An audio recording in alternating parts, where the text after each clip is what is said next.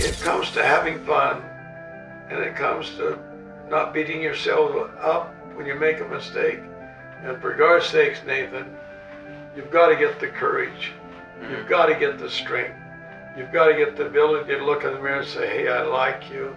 Yeah. And stop comparing yourself to other people. In a world where every heartbeat is a testament to the resilience of the human spirit, one man stands out among the rest. Meet Robert Gent, a living legend in the realm of athletics. From his days as an All-American Masters Decathlete to his time as a Brigham Young University letterman in track and field, Robert's achievements are nothing short of extraordinary. Honored as the 1997 USA Sitco Summer Games Athlete of the Year and a competitor in the World's Masters Championship in Sweden, his accolades speak volumes. But Robert's story doesn't end there. He's a loving husband, devoted father, and a man who served an LDS mission in Peru. Also, we honor him for his time in the U.S. military and serving his country. This is the story of Robert Buck Gent, athlete, scholar, mentor, and living proof that the heart of a champion knows no bounds.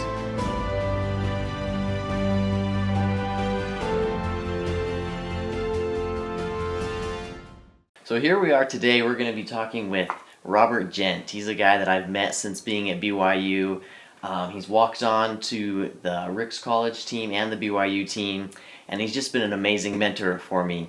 And so I just want to talk to you a little bit about your experience, running for BYU and Ricks College, and just some amazing life experiences that you've had. Well, fantastic. You can call me Roberto. I taught Spanish and English for a lot of years, and people don't forget that name. So if you want to call me Coach Roberto, that's Coach Roberto. Okay. Okay, so the first one I got here, what inspired you to start running, and how did your journey through coaching kind of start and unfold? I think like most people, you grow up just running and doing things and being active. Mm-hmm. And I look at a lot of people can't do that now, even younger people. And it's just the exhilaration of exercise. Exercise is the great elixir. Mm-hmm. And either use it or lose it. But younger-wise, it's just part of life is being able to be active. I'm grateful. The good Lord gave me a good, strong body, and that I was able to be active. And so it's just doing it. And yeah, that's super cool. What got you kind of inspired from being an athlete to decide to start coaching later in life? I'll back up just a little bit, yeah. Nathan, is that like a lot of young people, I didn't have a lot of confidence in myself. Mm-hmm. Even though I was very active and went out for the basketball team when I was in the 8th grade, and I was number 20 out of 20, I think. Mm-hmm. And then, but in recess, I was always active in flag football. Yeah. I enjoyed that, but still, I didn't have a lot of confidence in myself. And my dad worked for the Oregon Fish Commission. And as you mature and you get older and your body changes, and Dad was transferred from one hatchery to another in Oregon. Mm-hmm. And he turned to me and he says, Buck, you're a pretty good sized boy. We just want you to go out for football. It was a new school, and maybe I would have not gone out. But that was all the encouragement I needed. He says, why don't you go out and give it a try? And so I went out for football about 15 or 20 miles from the state capital, Salem, the state and high school. And we ran, and I was the fastest one on the freshman team. Wow, yeah. And so if you're the fastest, they'll put you at running back. And so that's where I was at. And we won some games. And I never played tackle football before. And I gained some confidence myself. My parents showed up. Mm-hmm. And the exhilaration of exercise and having some confidence. Then I went out for the basketball team. And I was fair on the freshman team. But on football, undoubtedly the coaches saw more in me than I did because they moved me up to the JV team. And then my biology teacher was the head football coach, varsity, and he could see some things for the future that I couldn't see. And so he moved me up to the varsity when I was a freshman, and I was half scared. And I remember we played the team that played for the state championship. And I'm a praying person. Yeah. And I was praying that I didn't get on the football field. And lo and behold, it kicked off. And I was in there on the kickoff team. And the ball kept coming high, and it finally landed in my hands. And the senior said, "Run, run, run." And I took off and I ran. And I gained 13 yards my freshman year on that kickoff return. And I got up from being tackled, and I thought, hey, I looked around, I realized I survived. And so I was into football. And then, of course, I went out for track and field in the spring, and basically the same thing happened. I didn't know what I could do, but I've always had good vertical. And I could high jump, just hopping. I could hop over 5 foot. That's pretty good for a freshman. That's amazing. And then I had pretty good speed, but I thought, well, if I took the speed and learned how to hurdle, maybe I would be more successful than running the 100 or the 200. So I switched to the hurdles, and that's how I got started in track and field with football and track and field. And then I put on a growth spurt, and Dad was transferred again. Fish hatcheries in Oregon, salmon hatcheries, and went to a new high school. But I'd gained some. It was a smaller school, and I'd gained some strength and some size. And so my sophomore year, of course, I was going to go out for football. I was going to go out for basketball, and it was a smaller school, which was a great blessing, because I ended up starting on the varsity as a sophomore. Starting running back, and defensive back. And then basketball, they'd had a good team the year before, but they needed one more quality person. And I could run and I could jump, and I was athletic, but I wasn't that good a basketball player. But I was able to make the starting lineup because of just athleticism. And then I improved, and we ended up playing the #1 team in the state for the championship, the Sisters Outlaw out of Bend, Oregon. And we got beat, but I think I scored 8 or 9 points. I was a sophomore. And I gained some confidence. That's awesome. And then, of course, in track and field, I high jumped and hurdles, and I qualified for the state, state track and field meet when I was a sophomore in the hurdles. And I gained some confidence. I didn't place, but at least I made it to state. And so I just took off from there. That's so cool. That's sort of how I got started. And then, and what I was learning in the process is you don't beat yourself up for making mistakes. And you do the best you can. You keep your head up. Because when you keep your head up, you're stronger, you're quicker, you're faster. And then you get into diet. I want to make sure that I ate right, took care of my body. And yes, there was a lot of adversities in high school.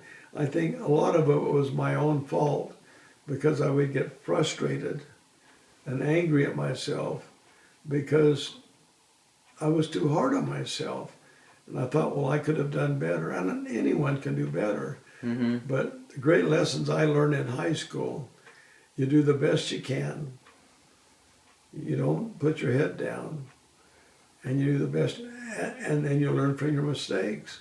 And so my freshman year in college, small college, I made the basketball team, and wasn't that good, but I was on the bench, and I unleashed my athletic power in the last game. We got behind by 20 points. And the coach put me in because I could jump and I could hustle and run. I actually dunked on the warm-ups, and I'm only about 5'9". Yeah. And he put me in, and I unleashed my power, and I scored 3 points in a college basketball game. And I guess you might say I was a college basketball player. And that was the end of my college basketball career, because I was a lot better in track and field. And so then I just went on a mission, and I every chance I got, when I was running for those 2.5 years when we'd have a little bit of time off. Even we'd have siesta time, and we'd come home for a couple hours, and I'd go down and run sprints in the street down below the apartment building. Yeah. And the Mexican, this is in Peru, and of course the people gather around and they'd have clocks. They says, "Man, you just broke a world record." I said, "Doing what?" This is in Spanish. Says, "Well, you just ran the 100 yards in about 9.5 or something." I said, "Well, I knew that was a mistake, but I had that desire to walk on." I went in the military afterwards, and I made the track and field team at Fort Ord. There was 100,000 troops at Fort Ord, and I was. We won the championship in the short relay, and there was 3 black athletes and myself. I love those black athletes, and so that was pretty successful. And so there was no one knocking on my door and said, "Hey, will you come and run track for us?" But I thought, well, if I did it in the military, why not walk on? So I walked on at Rick's, and but I'd run all winter long, the best I could, and just had a tremendous track and field experience there. And we qualified for the nationals in both the short relay and the long relay. And in those days, Boise State was a junior college. I'm that old. And they were the only one to beat us, but our times qualified for, I think it was Kansas or somewhere. But the coach looked at the times. He says, "You know, boys, I look at these times. We qualified, but I don't think we're going to do anything with our time, so I think we'll just stay home." So we didn't go to the nationals, which was all right. Yeah. But he was a great coach. And then I walked on at BYU, and I was completely out of my class. We had 4 of the fastest sprinters in the nation at BYU then in 1965, and in 66. But I was on the team, non-scoring, but I was on the track and field team. And you run a 9.9 or a 10 flat, that doesn't get you a meal. Because we had 9.2, 9.3, 9.4, 9.5, and they were all Caucasian, and that's the only time I think that BYU's ever done this. We were second in the nation or first in the short relay. Oh wow! And then in track and field, we tied USC and someone else for the national championship in track and field. And I was on the team, non-scoring, and we had 3 7-foot high jumpers. We had 3 60-foot shot putters, and then we had 13 hurdlers, and I was odd, but they didn't have the decathlon, which is 10 events over 2 days, because I could do everything pretty well. I could run, jump, throw, twist, turn, whatever, put a smile on my face. And if they would have had the decathlon, I believe I would have been in the Mountain West. I think I would have been probably in the top 5 or 6. And look back, because I had that desire, and to a degree, it wasn't fulfilled. And so when I got in coaching, I just ran with my athletes, and I could beat them all except when they got to be juniors and seniors. Then they were beating the coach. But I thought, how can I teach the pole vault if I didn't do it myself? So I did. I was doing all the events that I was coaching my athletes to do, with a medium of success. And then I found out in my 30s they have masters track and field, 30 plus. So I got involved. When I was 34 or 35, I competed in Portland, Oregon. And I won the National Track and Field Championships in the decathlon. Wow. You know, in my age group, I think it was a 30 or 4 or 35. And I was smitten and I was interested. And so I just continued competing as I got older. And I've competed clear across the United States. And then the epitome was I was able to, in the Worlds, I competed in the Worlds in Gothenburg, Sweden. That was an interesting experience. I ran the 100. Yeah. I was 5th in the world in the 100 in my age group. When I was 60, something like that, 68, I believe. Mm-hmm. And then I actually won the javelin, and I got 2nd or 3rd in the discus. That's my age group. You know. That was in the world. Wow. The National Track and Field Championships, I won numerous National Track and Field Championships. Mm-hmm. You know, one of the great experiences I had was competing in Eugene, Oregon, in the World Track and Field Decathlon Championships. Yeah. And that was a great experience. And of course, when you get in those world meets, they speak different languages.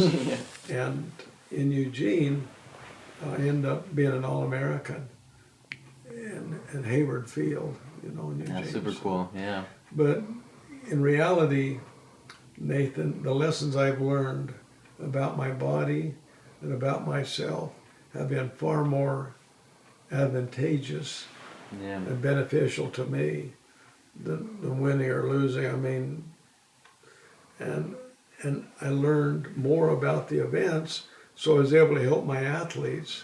And I think I've coached over 50 state champions in track and field, and girls as well as guys. And I'll tell you honestly, I've had some experiences with young men and young women that are just tremendous. Mm-hmm. In Boise, Idaho, we had the state track and field meet, and that's when how long do you want me to go? Oh, just keep going. It's awesome. In Boise, Idaho, I have some experiences that touched my heart. Yeah.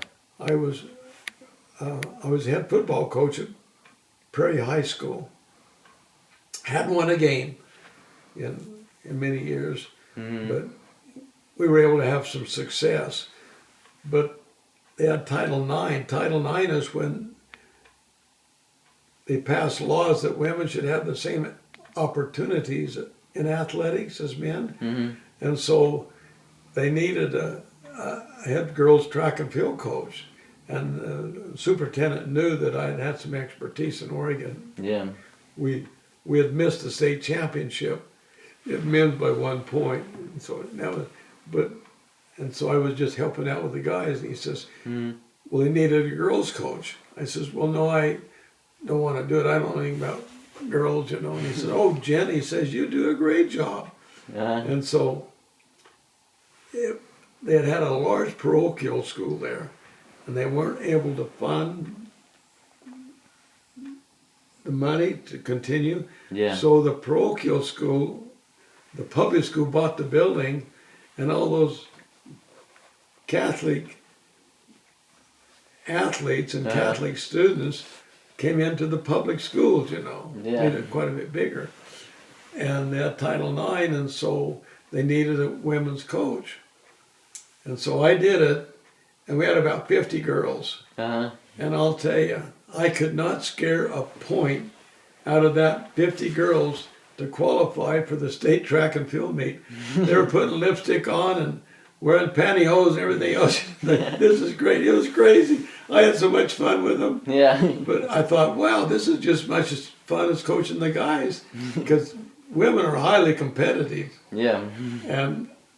And so we didn't qualify anyone for the state meet that first year. Mm-hmm. Well, the next year, some of the girls figured it out, so they didn't come out. But we had these 2 girls that were 8th graders that came into were freshmen, and they were athletes. It was a German Catholic community, and one of them was a high jumper, long jumper, and then ran on relays, and the other was a shot put or discus thrower. And today The shot put or discus thrower was only about 120 pounds, but she is a Catholic nun. Wow. And the high jumper, a long jumper, was a school principal. She's retired now. Mm-hmm. But and we had some others come in, and we just took off. Wow. We won the North Idaho Track and Field Championships in Moscow, Idaho, every year that we were there. Wow. And then their junior year, we thought we had a chance at the state championship. Mm-hmm. And so we're in Boise, and that was our goal. We set that goal, and it was amazing what we did. We broke 4 state records, and the young lady that was the long jumper, she also high jumped, and then she anchored our medley relay team. Mm-hmm. And she was, I think, was second in the quarter mile too. So she scored a lot of points. Yeah. And that young lady that is now a Catholic nun weighed about 125. I'll never forget this. Some way we were ahead by 10 points. Mm-hmm. We were ahead by 9. No, excuse me. We were behind by 9 points to say track and field meet. Yeah. But they have all classifications: 1A, 2A, 3A, 4A, 5A. Mm-hmm. You know, but some way we were 3A, and they had missed the shot put, and so we were nine points behind. And she knew if we won the shot put, that's 10 points. Yeah. We would win this track and field meet. But if she got second, this team that was behind us, they would win by 1 point. Uh-huh. And I'll never forget this as long as I live. You don't want to mess your athletes up. Because I've had sports writers come and say, "Boy, you're doing a great job, coach. What are you doing?" I says, talk to their parents. They've got the genetic carryover. Yeah. All I do is show up and try not to mess with success. And so I've learned that through the years. Yeah. And so there we were, 9 points behind, and I knew the kind of pressure was on this young lady because she'd won the discus 130 feet. She was a member of our relay team that set a state record. Yeah. And that would be her, and then she won the discus. So she'd already been involved in 3 state championships and 3 state records.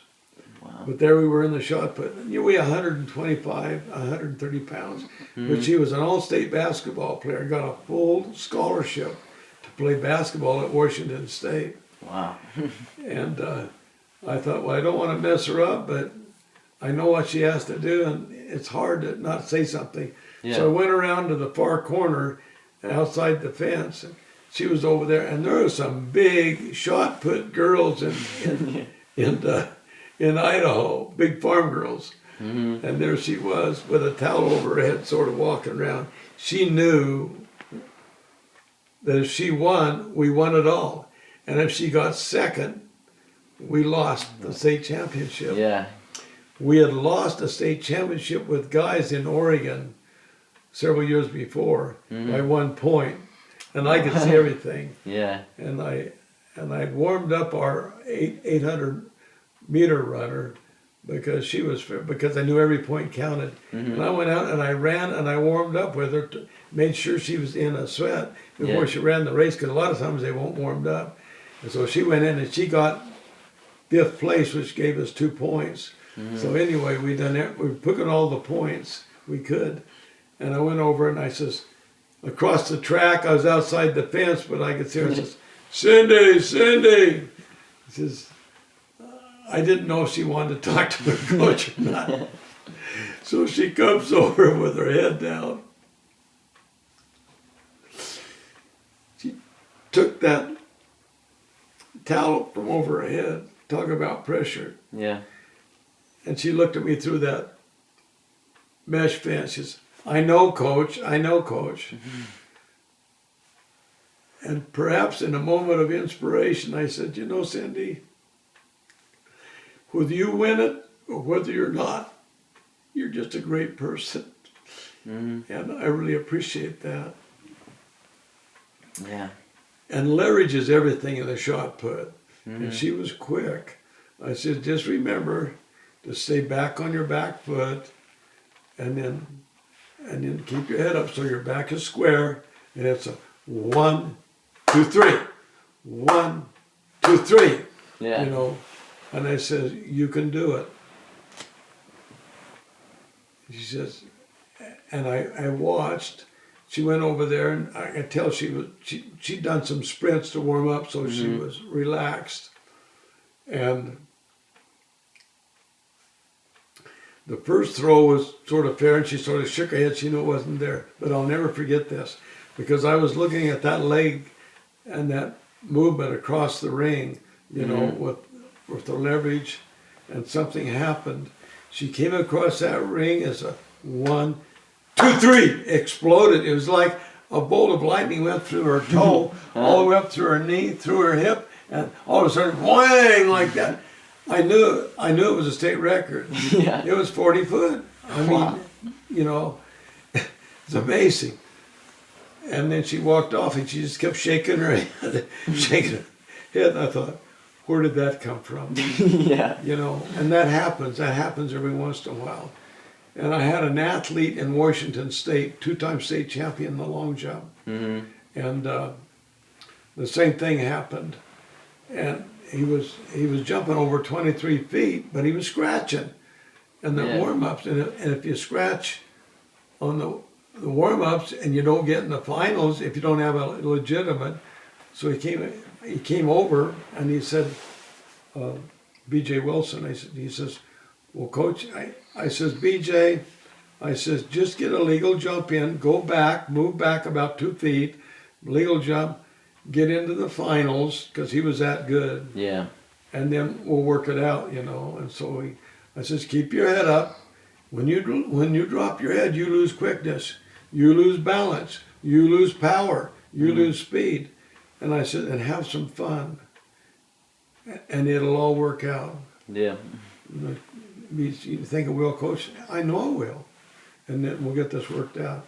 And so he got a legal jump in, and then we had a little bit of time, it worked out, and he won the state championship for the second time around. That's and amazing. then I had the same thing happen at BYU. My son won 2 state championships in the discus. He weighed 175 pounds, but he had good leverage. He was in the weight room.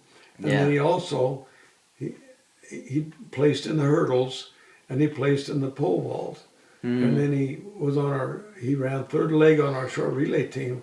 We hadn't done doodly in that short relay. We ended up getting third in the state because we just got it all together. Yeah. You know, but there he was, and he was a favorite in the discus, and it wasn't there. I'll never forget this. He was in the middle of the field, you know, and he says, "He's my son. I have to live with him." Yeah. He says, "What's going on, Dad?" I says, "Troy, have some fun, okay? And keep your head up, and just relax and do some sprints, and you'll catch the wind on that next to it." And he did, you know. Well, yeah. And he just relaxed, and he ended up winning for the second time. But I've had numerous times like that. But it comes to having fun, and it comes to not beating yourself up when you make a mistake. And for God's sakes, Nathan, you've got to get the courage. You've got to get the strength. You've got to get the ability to look in the mirror and say, "Hey, I like you." Yeah. And stop comparing yourself to other people. Yeah, exactly. Standing tall and looking good, you are better than you think. And you know why? Posture's power. Yep. Breath is light. A smile of gratitude is light and energy. And I just didn't graduate from BYU. I just learned that through the years. And I still pick up athletes to work with. They call me, and football players. I had an athlete starting in a defensive back at BYU. And they played for the bowl games. This was when Bronco Mendenhall, towards the end of his career. And I was watching, they're warming up for the bowl games, and I just took it in, and his name was Michael Shelton. Yeah. And he hadn't been playing. He's recruited from Maryland. He's 5'8", about 160 pounds. And I asked him, I says, you know, how's it going, Michael? I said, you want to improve your 40 times? He says, yeah, I can't get it under 4.5. Uh-huh. And so I said, do you want to work with me after the, and he was like a junior or sophomore junior. Yeah. He says, I just want to get on the field and play. And then I got a chance to know him. I started working with him with leg weights, and then backing up a little bit. This was some years ago. The defensive backs coach came up and says, Michael, why don't you just transfer out and go to another school, because we want defensive backs that are 6'2". Well, how in the world do you feel as an athlete if your coach says you're not tall enough and you're 5'8", but he was quick, you know, fast. And I says, well, let's get that 40 time down.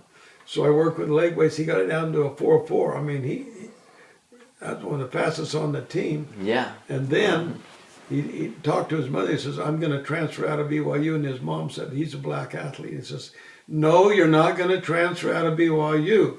Talk to the assistant head coach. Yeah. You know, and forget about the defensive backs coach that's rather negative. And so Michael Shelton did that. He says, what do I have to do? And so anyway, the assistant head coach under Bronco Mendenhall says, well, come out, I'll work with you. Yeah. And so he started running about returning punts for BYU. And then he got in against Hawaii as the defensive back, intercepted the ball, made some, had a tremendous senior year. And that was after that defensive back coach said he wasn't tall enough. but he could jump, you know. Yeah. And all I did was to help him, got his 40 time down with the leg weights, and they have some high-powered strength coaches, but they don't use the leg weights. And then to believe that, just like himself for being himself, because I don't care how good you are. Like I've worked with a lot of black athletes as a strength coach, and they all want to go to the NFL, which is understandable. They want to get on the grass. Yeah. And I, you know, between a heavy leg workout, this was when I was on my mission and coaching at Shasta Junior College. And I just asked him, I says, so you say you're good enough to be an NFL defensive back. That's admirable. But I says, or even a running back. I says, what is the average lifespan of an NFL football player? And it's amazing, they all know. Yeah. The average is about 3 years. I says, what are you going to be doing after that? He says, oh, I don't know. And I get up in their face, you know, and they're catching their breath. I go, would you really like to know, young man? Yeah, coach. You're going to be changing diapers and hopefully to make your wife happy. That's what's going to happen. Yeah. So the lessons you learn out here are more important than the championships you win. Exactly. Yeah. Did you believe what I just got through saying, Nathan? Oh yeah. That's where you're going to be. Yeah. You don't believe me? Ask your dad. So anyway, I've really been blessed. You know, then I took over a program in Manti. They hired me out of Manti, Utah, to take over the losingest football program in the state of Utah. Hadn't won a game in over 3 years. And they had been clobbered, been beaten, been downtrodden. It was in Manti, Utah. And it was so bad, they were thinking about discontinuing the football program. Yeah. It was a basketball school and had great track and field teams. But I learned in 15 years of taking small, quicker kids and getting them in the weight room, positive attitude, stop comparing yourself to other people, that you can win a football with smaller, quicker kids if they're strong enough and quick enough to survive, you know, play the game close to grass. Yeah. And that was a culmination in Manti, as we took that team. And they had been beaten, 462 to 40 points the years before. And they never scored a touchdown against Millard High School. Millard High School had won 9 state championships. They had won more championships than Manti had won football games in Manti's 14 years of football. And we played them that second year. But I had them had my athletes in the weight room. I talked my second string running backs and pulling guards and tackles. Our line was only 170 pounds, 175. And our defensive linemen, we had quickness about 150 pounds. And we end up beating Millard High School. And it was in my book, A Season of Victory, but I'm going through and reviewing that again. It's called The Manti Miracle to Cage 99 Eagles, because they were the Millard County Eagles. Had won 9 state championships. And we played them over there, and they had beaten Manti 69-0 the year before. The year before that, 82-0. The year before that, 58-0. So they had scored 189 points against Manti in the 3 previous seasons, and Manti had scored, of course, no points. Manti never scored in previous games. They never scored a touchdown. Wow. And so we came up on the field, and of course, we can win. Yeah. The week before, we played Parowan. They were 1A, and so we stopped the losing record of 3 years. We beat them 41-6, gained some confidence. But I'd had them in the weight room all summer long. Yeah. And I'd taken, and I went in Manti, and I visited in the home of every boy in that school. I was just coming out for football. They thought I was joking. Who wants to go out for football and get clobbered? I'm not going to go out. But we had enough. And so we got about 30 or 35 athletes out there that had, I think they'd won a JV game or something. And I had a kid that could really throw the ball, about 160 pounds. And they were on state championship baseball and basketball teams. There were some athletes, but we had to fill it in with smaller, quicker athletes on the offensive and defensive lines, because that's where it's won in football. If you can't win the battle of the bulge on the offensive and defensive lines, you're not going to win a football game. But I had those small, quicker kids that filled in, and we were strong. We went over there. We were out there warming up. I'll never forget this. Manti, M-A-N-T-I, M-A-N-T-I. We had a lot of confidence because we won that one game, first time in about 3.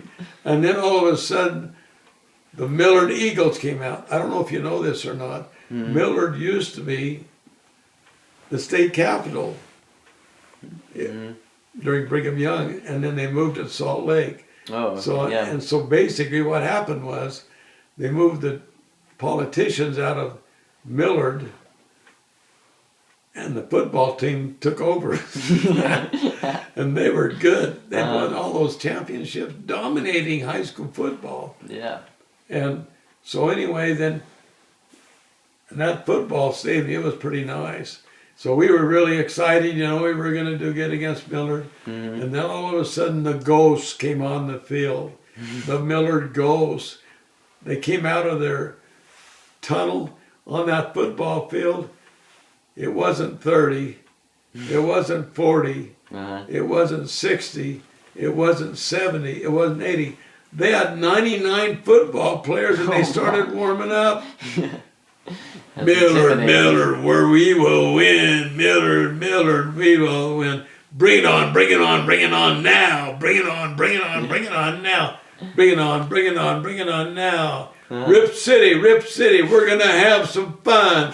And they started chanting it. All 99 of them. Oh, yeah. Wow. Rip City, have some fun. Rip City, get it done. Looking at my players, and my Manti, nothing. Literally nothing. I looked at my football team. They were in shock. Have they got this? Rip City, have some fun. Rip City, get it done. 99 Eagles. That's crazy. Can you imagine psychologically? Yeah. I thought, I got to get him out of here. I says, let's go back to the dressing room. We went back to the dressing room. I'll never forget what happened. I says, gentlemen, they've got 99 athletes on the field, but they can only play 11 at the same time. We can play 11 at the same time. Mm-hmm. Now, even though they're bigger than us, and even though they've clobbered us in the past, that's in the past. Yeah. What you heard out there were the ghosts. We're going to block low. We've got the motion option offense, misdirection on offense. Mm-hmm. We've got a gunslinger for our quarterback. That was Greg Stevens, and he's good. He ended up playing 4 years of college ball. Wow. And we've got some receivers that can catch the ball. Plus, we've got a line. Our right guard ended up being the state champion in the 100 yards his senior year. Wow. He wanted to be a running back, but I talked him into being a pulling guard because I had some seniors that could run, you know. Yeah. And so I says, and on defense, we're just going to come across at grass level and hit them at their ankles and stack them up, and they're going to run into the butts of their own big linemen. And that's what we did. It was amazing. We got out there, we kicked off, and of course they're going to be Rip City, and they couldn't run the ball because we had two athletes that were 145, 150 pounds, and we jammed the gap between the guard and center. That tied up the two guards in the center. And then our outside tackles were 175 pounds. And they were playing over athletes that were over 200. We just had them hit their ankles and stack them up. So they kept running into the butts of their own linemen. And then the linebackers would fill in, you know. Yeah. And we stopped them. So they had to punt the ball. And then we used that misdirection and plays and passes. And we end up beating their butts. We won 19-0 against the top football team in Utah at state championships. That's amazing. And they only got, and that's in my book, Season of Victory, when you read it. Yeah. And they got 40 yards rushing, and the quarterback was a gamer, and they got about 50 yards passing. That was it. Wow. So we got 111 yards rushing and 175 passing. Mm-hmm. So against the top team in the state, it was a miracle. That's And crazy. it's Yeah. called the Manti Miracle Cages 99 Eagles. And I'm redoing that chapter in the book a little bit. That's super cool. You know, but football is really not that important, Nathan. Mm-hmm. But life is. Definitely. And yeah. those young men are pushing 50 now, you know, and I know they're better prepared to be outstanding fathers and individuals because life itself, and you know as an athlete, Yeah. that there's a lot of adversity in athletics. Mm-hmm. And we all want to win, but someone has to lose. But we're never losers if we just keep our head up, and encourage others, and learn from our lessons. And I know that, even though I've had football teams in the Northwest that we'd always win, we didn't win that one, but you know, we had fun. And that's why it's so important for you as an athlete to have fun. Yeah. And you can't have fun if you're comparing yourself to other people and thinking you're not good enough. And that's what happened to me in high school. Yeah. I had a lot more ability than I was able to exhibit in high school because I'd get down on myself and mad. I did it in basketball, I did it in football, and I did have fun. But I started to learn that in high school. My mission, LDS mission, helped a lot. And then I carried that when I went to Rick's. Yeah. You know, at BYU, you know. And then I'm a BYU letterman because I'd had all this success in master track and field and, you know, nationals and worlds and this and that. And I mentioned I'd been on the team, but I was a non-scoring member. And so I submitted all that to Coach Robinson. Yeah. And he's a legend, you know. They got, and the athletic director, and they said, you know, Mr. Gent, we've never had an athlete after high school or after college. We've had a lot of All-Americans that have done what you've done, and you certainly deserve to be a BYU letterman. That's why I've got the BYU letterman jacket. Oh yeah. Yeah. So cool. You know. Now you know the rest of the story. Wow. Yeah. Did I wear you out with all my verbosity? No, that was awesome. One thing I was wondering, I think a lot of people wonder is a lot of LDS kids when they go on their missions, they're afraid of losing their fitness, afraid of when they get back not being good enough. How did your mission prepare you better for after, or even make you more mature? Yeah, that's a good question. Number one, you just do it. Mm-hmm. You know, you're going to have adversity. Yeah. You just do it. And then listen to your body, Nathan. You've got a voice. You've got a power. You've got an insight. Yeah. It's called the voice within. And you and I both know, as members of the church, it's the Holy Ghost. And even people that are not LDS or members of the church Yeah. of Jesus Christ of Latter-day Saints, they have that. Most of my coaching, in reality, has been with non-LDS athletes. Yeah. In some cases, I was the only father figure some of those young men had. I loved it. Mm-hmm. I know that some of those young people, they'd give anything. And I still have contact with them. Yeah. That's You know, super cool. because I really cared about them. And so, to answer your question, patience, listen.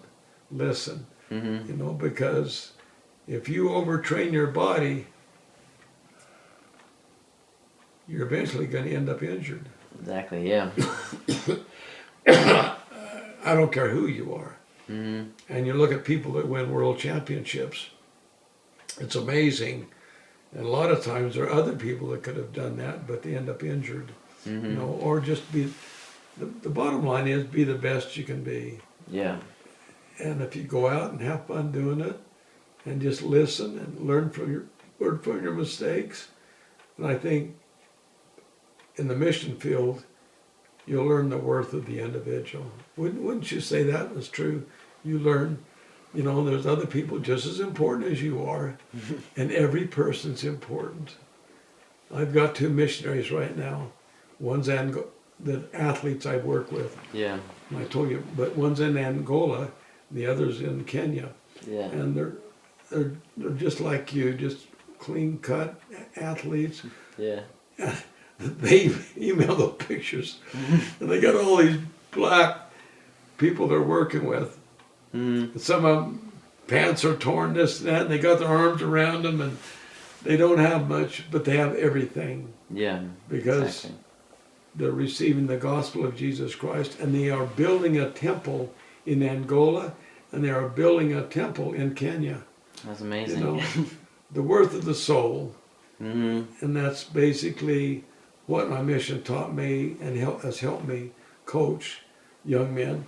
And I've gotten excitement out of athletes that never made it to state. Mm-hmm. You know, I've got one I work with, and he never did qualify, but he worked awful hard, but he didn't have a lot of ability. Mm-hmm. But I remember when he did his first push-up when he was a sophomore, and then when he did his goal was just to be able to run a mile, you know. Yeah, exactly. And then I transferred out, but his senior year he qualified for the state track and field meet, didn't place, Mm-hmm. but he ended up going to the University of Oregon, and he had enough courage from this small school to run for business manager or something, and he made it at the U of O. Wow. And then he thought, why not? And he says, I'm riding Broncos. I says, what?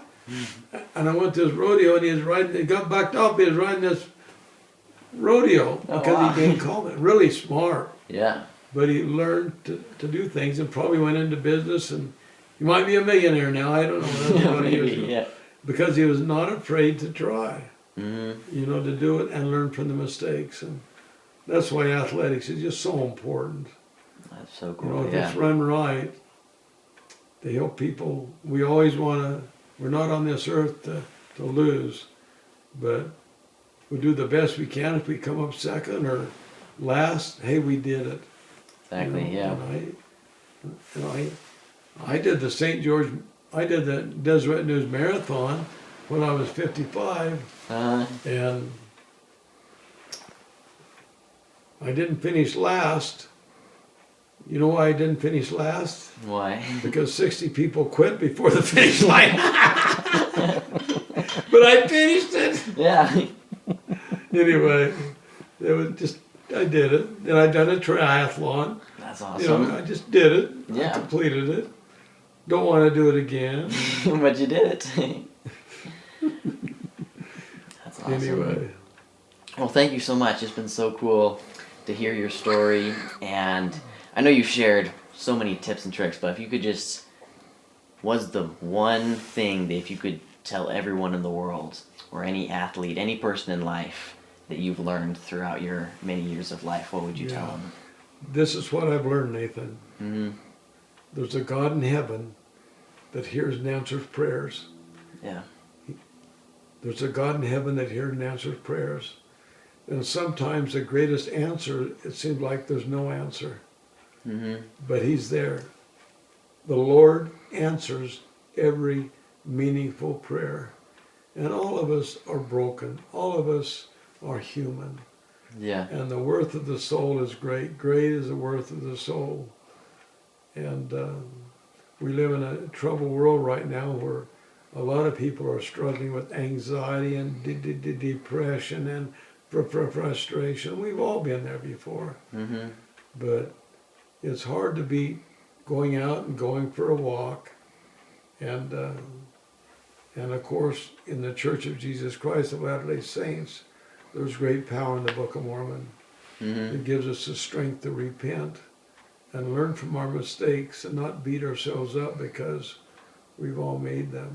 Yeah. And that's the bottom line, because there is an individual that knows a lot more than me, and I have trouble admitting this, Mm-hmm. but it's called God the Father, and of course the Son Jesus Christ, the Holy Ghost. Yeah. And they don't beat us up because they make a mistake. We beat ourselves up. They just wait Yeah, for us. exactly. But sometimes we blame God. We don't want to get in that situation. I've been there to some degree. Mm-hmm. You know, I always wanted to be 6'2" and 190. We'll end up being 5'9" and 3/4 and 175. You know. Mm-hmm. But once I overcome that fear and said, well, I can be a decathlete. I can do everything pretty well, and I Exactly. could. Yeah. And not being an All-American. It's over with now. You know, I can jump up and walk to the bathroom quickly. But I'm working on my diet, and I'm going to die one of these days. But that's all right. As President Nelson said, we should live every day Yeah. as if it was our last day. And he's going to hit 100 years. He's one of my heroes. Yeah. He's a great So cool. man. He definitely is. Yeah, he's a great man. And we're all human, and we're just doing the best we can under the circumstances. Yeah. Well, thank you so much. It's Yeah. been great meeting you. You're definitely, Yeah, definitely well, one of my idols. I'm excited down the road to get those emails. I get a feel from that athlete that's in Kenya, that's in Nairobi, and then I got a niece that's in Brazil. Yeah. And you just feel that energy, like Phil, and you know, and you're gonna feel it once he's on a mission. You and your wife and the family, you think, I hope he stays out there. I've had parents say, "Man, I wish you could extend the mission because it's just great what we feel." Yeah. But there'll be challenges, and it's like you don't say, "Well, why is this happening to me? This is not fair." You say, "Okay, this is tough. This is rough." Mm-hmm. But what can I learn from it? And then Yeah. you get on your knees. Well, you don't have to even get on your knees. You can stand up and pray. You can sit down and pray. You can get on your knees Yeah. and pray, or you just pray in the middle of the crowd. Exactly. And what I've learned. Yeah. that's an offshoot from what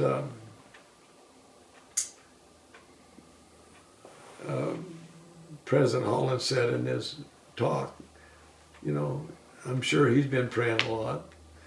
Definitely. He and I are the same age, and he was on a state championship football team, Dixie High School. If you go to Dixie High School, it's a state champions, 1958-59. He was running back.